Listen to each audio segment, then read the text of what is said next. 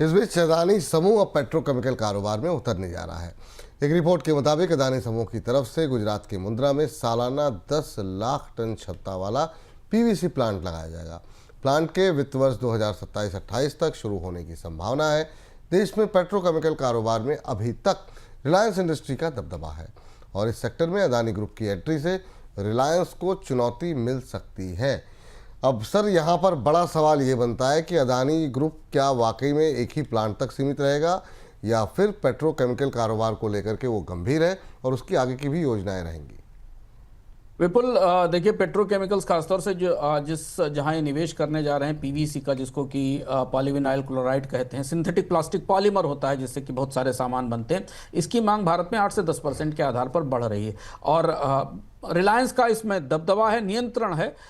अडानी समूह के पास अब एक विकल्प है कि वो इस कारोबार में उतर सके। मुंद्रा एयरपोर्ट, मुंद्रा सी पोर्ट के कारण उसे कच्चा माल आयात करने में की सुविधा है और इसलिए ही वहाँ पे ये प्लांट लगाया जा रहा है, जिससे कि पीवीसी के बाजार में, पॉलीविनाइल क्लोराइड के बाजार में एक नई प्रतिस्पर्धा शुरू होगी। माना जा रहा है कि प्लांट करीब 2 साल लगेंगे, 2027-28 तक या 28 मार्च तक ये फैसिलिटी अपना काम शुरू कर देगी, जहां से उत्पादन शुरू हो जाएगा। और ये भी संकेत हैं कि अडानी समूह के लिए अकेली क्षमता नहीं होगी, क्षमता की बड़ी है, करीब 1.59 मिलियन टन के आसपास की क्षमता है, जो रिलायंस की क्षमता की आधी है। लेकिन माना जा रहा है कि बाजार में मांग और डिमांड को देखते हुए अडानी समूह इस प्रक्रिया को या इन और भी संयंत्रों को आगे लेकर आ सकता है। लेकिन ये पहला ऐसा सेक्टर है, कोर सेक्टर है रिलायंस समूह का, जहां अडानी समूह प्रतिस्पर्धा के लिए सामने आ गया है। लेकिन इन सबके बीच में अमेरिकी राष्ट्रपति ट्रंप ने टैरिफ को लेकर के अब ब्रिक्स देशों और उनके सहयोगियों को धमकी दे दी। ट्रंप ने कहा कि ब्रिक्स देशों की अमेरिका विरोधी गतिविधियों के लिए वे उन देशों पर 10% अतिरिक्त टैरिफ लगाएंगे जिनका झुकाव ब्रिक्स देशों की तरफ बढ़ेगा। ब्रिक्स देशों को ट्रंप अमेरिकी करेंसी डॉलर का विरोधी मानते हैं, जिस वजह से उन्होंने ये बयान दिया है। सर, ये क्या स्टेटमेंट है, इससे कैसे समझा जाए? अब एक नए विवाद को जन्म दे दिया ट्रंप साहब ने।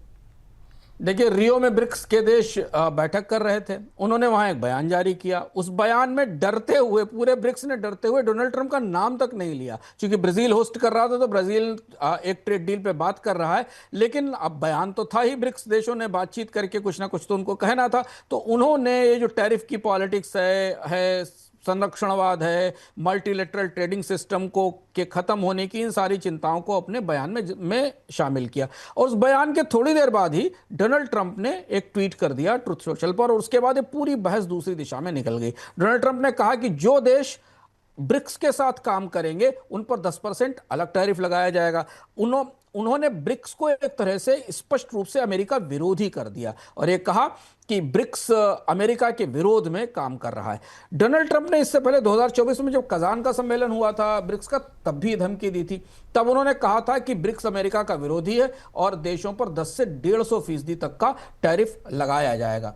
ट्रंप ये मान रहे हैं कि ब्रिक्स डॉलर के खिलाफ षड्यंत्र कर रहा है, डॉलर को मुख्य मुद्रा से अपदस्थ करने की कोशिश कर रहा है, इस पर वो नाराज हैं। और उसके बाद ट्रंप ने दावा भी किया था कि मेरी 150% की टैरिफ की धमकी के बाद ब्रिक्स झुक गया और अब वे डॉलर मुक्त व्यापार की बात नहीं करते। दरअसल ब्रिक्स के बयान में इस बार डॉलर से मुक्ति की बात है भी नहीं, बाकी चर्चाएं तो हैं लेकिन डॉलर की बात भी नहीं है।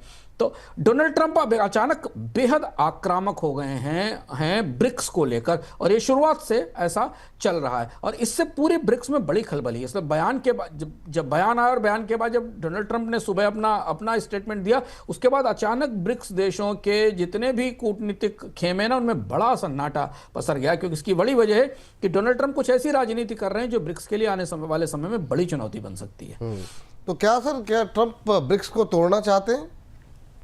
ब्रिक्स खतरे में है, क्योंकि आप ब्रिक्स का गठन देखिए। ब्रिक्स में रूस, चीन और ईरान जैसे देश यूएस के धुर विरोधी हैं, जिसमें कि दो तो प्रतिबंधों का शिकार हैं, ईरान और रूस, तो पर प्रतिबंध चल रहे हैं, और चीन। तो ये तीनों मिलकर डॉलर में ट्रेड नहीं करना चाहते। रूस को तो डॉलर में ट्रेड करने की छूट भी उतनी नहीं है। ये चाहते हैं कि एक पैरेलल करेंसी व्यवस्था हो और ब्रिक्स मजबूत हो, ताकि ब्रिक्स के देश आपस में बात करें। लेकिन ब्रिक्स के दूसरे हिस्से में जो और देश हैं, जिनमें ब्राजील है, भारत है, दक्षिण अफ्रीका है, सऊदी अरब है, इजिप्ट है, यूएई है, इथियोपिया है, इंडोनेशिया को ब्रिक्स के सम्मेलन में शामिल किया गया। कुछ और देश आने वाले समय में शामिल होंगे। ये सब अमेरिका से ट्रेड डील करना चाहते हैं। सबकी पैरेलल ट्रेड डील नेगोशिएशन चल रही हैं, और किसी भी स्थिति में वो ब्रिक्स के एजेंडे के साथ नहीं खड़े हो सकते अगर उनको अमेरिका से सहमति चाहिए। और डोनाल्ड ट्रंप ने यही बात पकड़ी, और इसीलिए उन्होंने ट्रेड डील करने वाले देशों से, जिनके साथ उनकी बातचीत पैरेलल चल रही है, इसमें सारे देशों के साथ ट्रेड डील पर बातचीत चल रही है, भारत हो या ब्राजील हो या साउथ अफ्रीका हो, इनके सब के साथ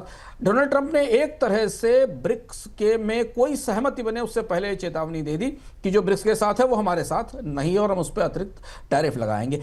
इसके बाद ब्रिक्स का जो पूरा बुनियादी गठन है वो थोड़ा सा लड़खड़ा गया है। तो चीन और रूस और ईरान तो खैर अलग हैं, अलग परिस्थिति में, पर बाकी देश अब गहरी दुविधा में। इसलिए वो आने वाले दिनों में ब्रिक्स की तरफ से कोई बड़ी ठोस पहल हो पाएगी, कोई नई सहमति बन पाएगी, ऐसी सहमति जो पहले में दिखता था 1-2 साल पहले कि ब्रिक्स किसी पैरेलल आर्थिक व्यवस्था का, आर्थिक ढांचे का, मौद्रिक व्यवस्था का, बैंकिंग व्यवस्था को आगे लेकर जाएगा, वो अब बेहद मुश्किल दिखती है। तो ब्रिक्स की का बुनियादी गठन टैरिफ के मामले को लेकर थोड़ा खतरे में पड़ता दिख रहा है।